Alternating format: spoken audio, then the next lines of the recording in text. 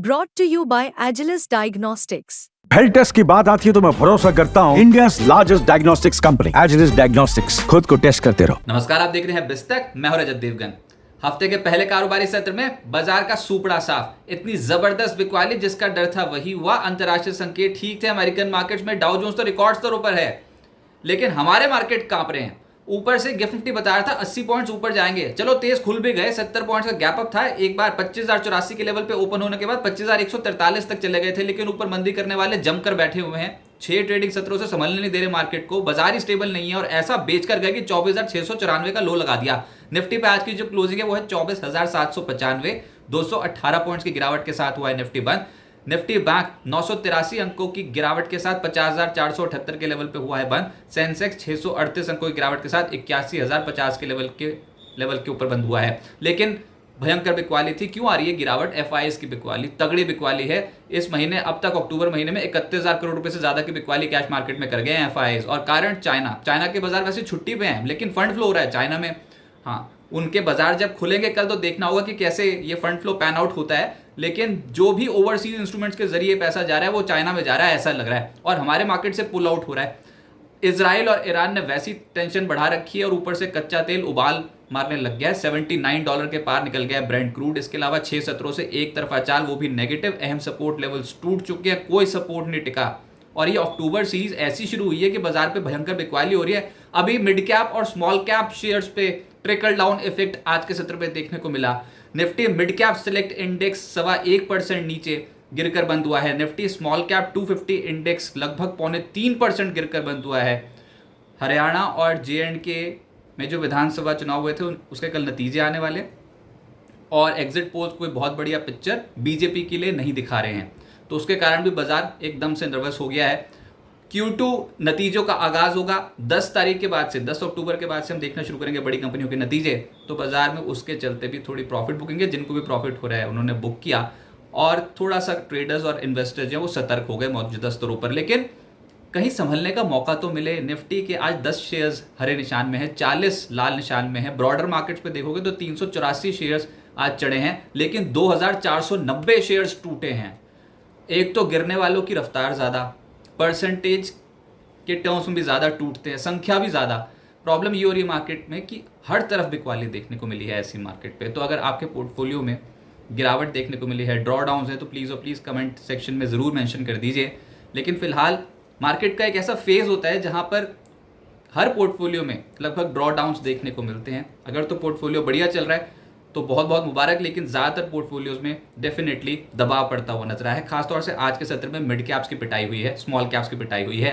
Nifty gainers में trend नजर आएगा आपको 0.25% ऊपर। M&M, भारती एयरटेल हल्की खरीदारी इन स्टॉक्स में। ITC सुबह से ही अपनी बढ़त को संभाले हुए था, 1.25% चढ़कर बंद हुआ। और बजाज फाइनेंस में हल्के गेंस मिलते हुए नजर आए। लेकिन निफ्टी लूजर्स में अदानी पोर्ट्स 4% ज़्यादा टूट गया, BEL 3.5% टूट गया, अदानी इंटरप्राइजेस 3% ज़्यादा टूट गया, कोल इंडिया 3% नीचे चला गया, NTPC 3% टूट गया। F&O गेनर्स में LTIM 2% चढ़ा है। AU स्मॉल बैंक यहाँ पर तेजी देखने को मिली पोस्ट बिजनेस अपडेट्स।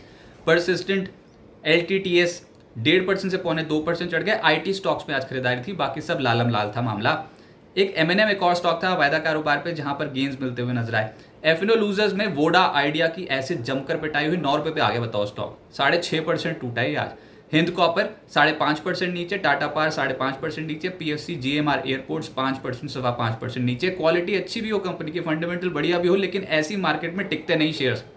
सस्ता और सस्ता मिलता चला जाता है सामान। मिड कैप गेनर्स में फिनोलेक्स इंडस्ट्रीज 8% ज़्यादा चढ़ा, CG पावर 5.5% चढ़ा, एस्ट्राजेनेका 4.5% ऊपर, ब्लू डार्ट, सुप्रीम इंडस्ट्रीज, नाटको फार्मा जैसे स्टॉक्स में गेंस मिलते हुए नजर आए। लेकिन गिरने वालों की सूची ज़्यादा, परसेंटेज के लिहाज से ज़्यादा टूटे हैं। PG इलेक्ट्रोप्लास 11.5% टूट गया, BF यूटिलिटी 10.5% टूट गया। पिछले कुछ दिनों से जहां पर गेंस मिल रहे थे वहां पर भी लॉक कर दिए ट्रेडर्स ने आज तो। BBTC 10.5% नीचे। बजाज हाउसिंग फाइनेंस 10% का लोअर सर्किट लग गया। अब तक का सबसे निचला स्तर बजाज हाउसिंग फाइनेंस ने आज देखा है। वक्रांगी 10% नीचे, RVNL 8.5% नीचे। वैसे आज रेलवे स्टॉक्स की तो धुलाई हो गई। जुबिलेंट इंग्रीविया 8.5% टूटा है। ओला इलेक्ट्रिक 8% से ज्यादा क्रैक। DCW 8.5% नीचे। रेलटेल टेक्समैको रेल 8% ज्यादा टूटे। रेलवे स्टॉक्स में आज के सत्र में जबरदस्त गिरावट देखने को मिली है।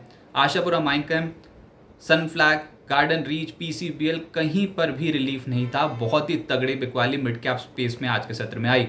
एक सेक्टर जो हरियाली दिखा रहा था ऐसे माहौल में वो था आईटी। एलटीआईएम 2.25% ऊपर, परसिस्टेंट 2% ऊपर, LTTS, Coforge, emphasis, Infosys, TCS में गेंस आते हुए नजर आए। टीसीएस के नतीजे हैं 10 अक्टूबर को, उससे पहले आईटी में हल्की खरीदारी होती हुई नजर आई। पीएसयू बैंक्स सबसे ज़्यादा पिटे, जिसमें IOB, central bank, UCO bank, union bank, PSB, Canara bank, PNB, जहां नजर डालो वहां पर लाल निशान, और गिरावट थी 3.5% से 5% की। फिर bank of India, bank of Baroda, SBI 3% के करीब टूटते हुए नजर आए।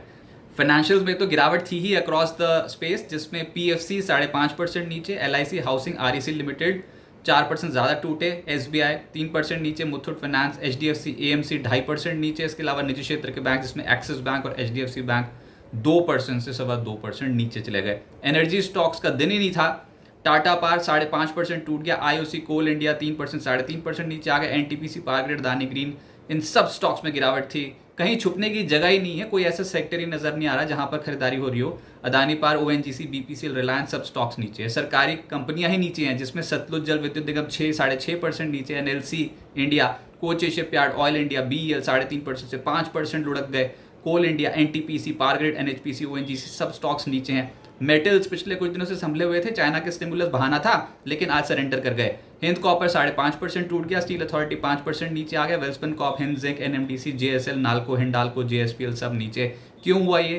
क्योंकि रिलेटिव टर्म्स में वैल्यू किया जाएगा। ऐसा नहीं हो सकता कि बाकी सारे सेक्टर टूट रहे हैं और आपका सेक्टर एकदम से चढ़ता चला जाए। तो बाजार ने जो करना था कर दिया, बहुत ही तगड़ी बिकवाली देखने को मिली है। अब आगे क्या होगा?